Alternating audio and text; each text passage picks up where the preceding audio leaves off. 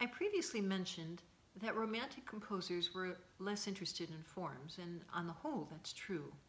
However, there were some traditional composers who liked to use them, but they infused them with such lush melodies typical of this era that they made them sound distinctly romantic. These composers included Brahms, Schubert, Mendelssohn, and Tchaikovsky. We're going to talk now about Felix Mendelssohn. He was born in 1809 and had a childhood as precocious and a life nearly as short as Chopin and Mozart.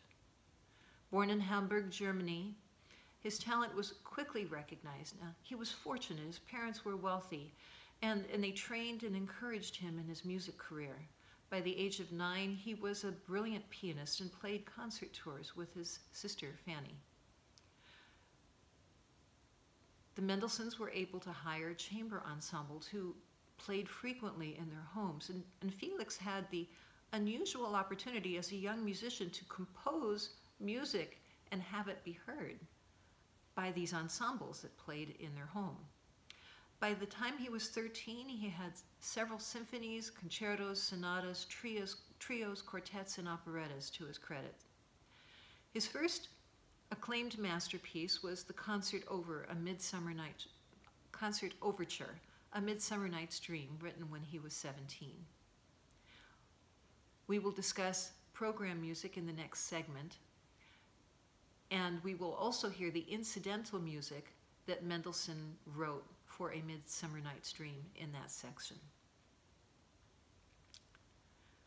Mendelssohn was a renowned conductor and is responsible for bringing attention to the talent of Johann Sebastian Bach. Recognizing his genius, he conducted Bach's St. Matthew Passion.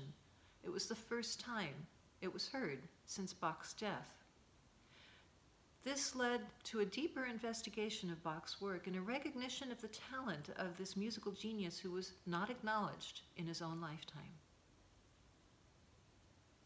Mendelssohn was happily married with 4 children, wealthy and internationally acclaimed, but he worked himself to exhaustion.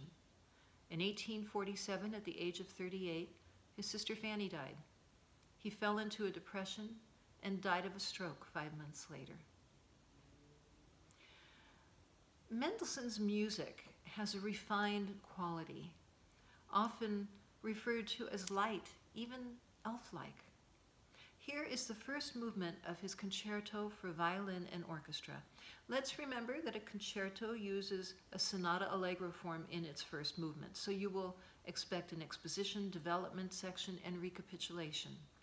Also, you will expect an interplay of a featured soloist with a full orchestra, and also a dazzling cadenza by the soloist after the development section. After this lecture, be sure to go into your ebook and watch this work following the listening guide so that you can hear all of those different things.